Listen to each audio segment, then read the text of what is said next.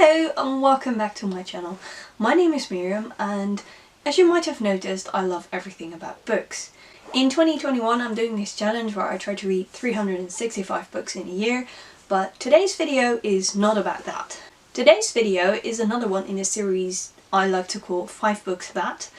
And in this series I highlight 5 books that have something in common, or well, usually I explain the connection of the books.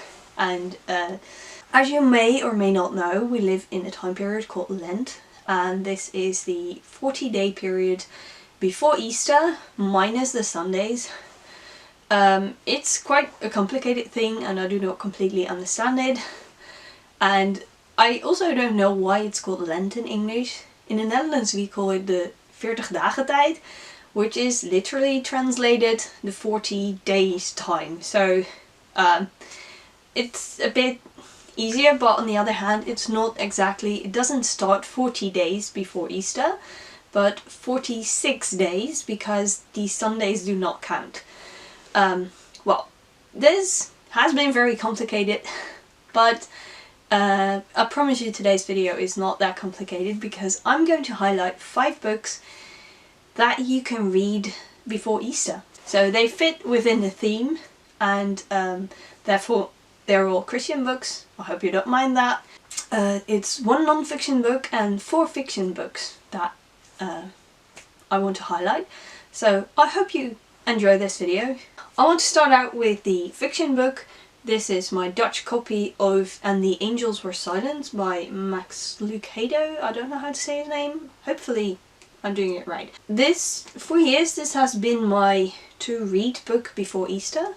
I did not read it last year and I'm not going to read it this year either, so because I want to like sort of forget a bit what was the book about, so I can reread it again next year and hopefully discover some new things. But this is basically the last week of Jesus' time before he was crucified.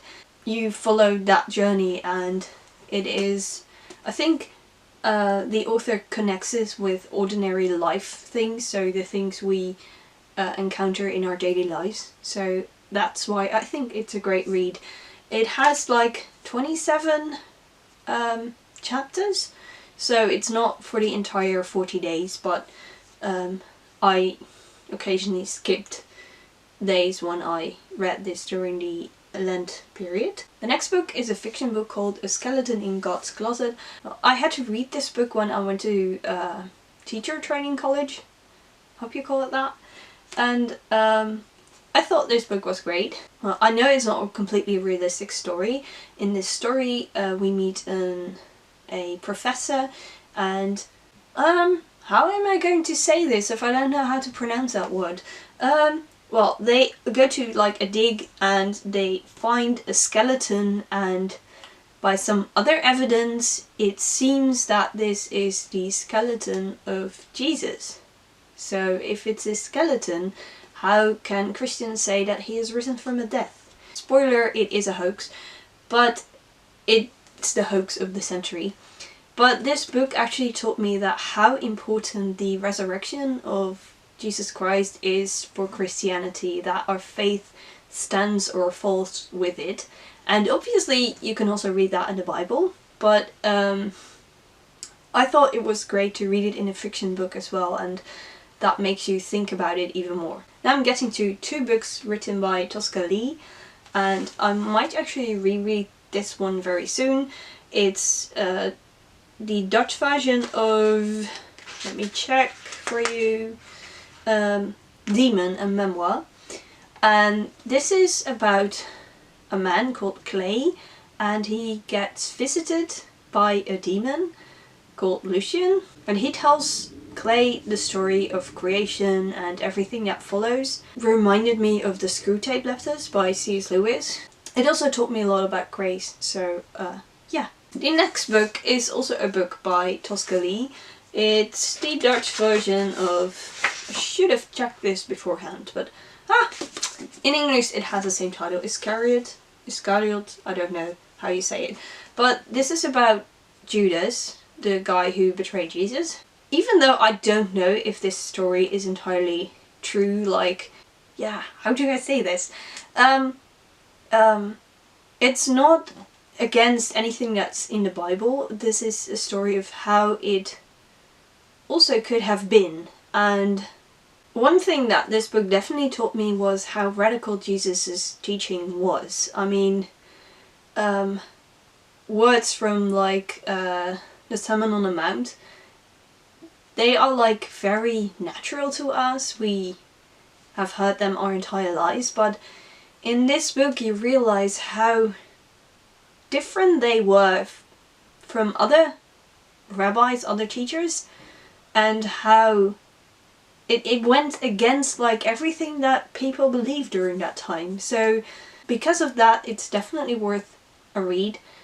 And whether you agree or not with the ending, I think you will learn a great deal from it. So yeah, I highly recommend this one. But obviously I recommend these books because otherwise I wouldn't be highlighting them. The last book I want to highlight is also a Dutch translation of the book, yeah, I know, Edge of Eternity. So it's also a literal translation, but if you don't know Dutch, you don't know that.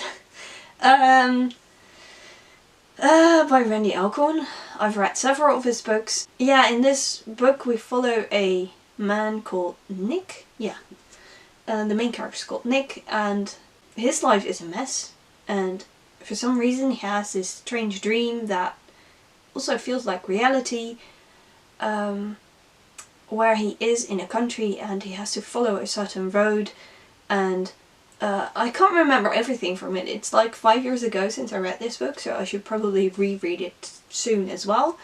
But it is a sort of modern version of The Pilgrim's Progress, I believe. That's actually also more my kind of thing. I want to read The Pilgrim's Progress because I've heard a lot of stories from that book, and it was read to me a version that was a bit more suitable for children, but I still think it's not very suitable for children in that book. I want to read that, but I think these books like this, I prefer books like these if you have like an allegorical feature to a story. Do you say it like that? Hopefully.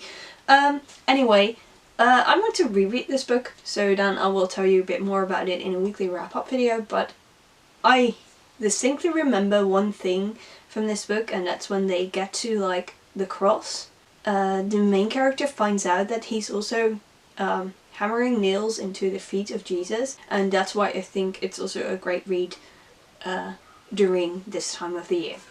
I hope you liked this video, and if there's another book that's very appropriate to read during Lent, but I haven't mentioned it in this video, please let me know in a comment which book you want to recommend to me, because I'm still looking for interesting books to read in this time of year. And if you want to see more bookish content made by me, then please subscribe to my channel, and as always, happy reading!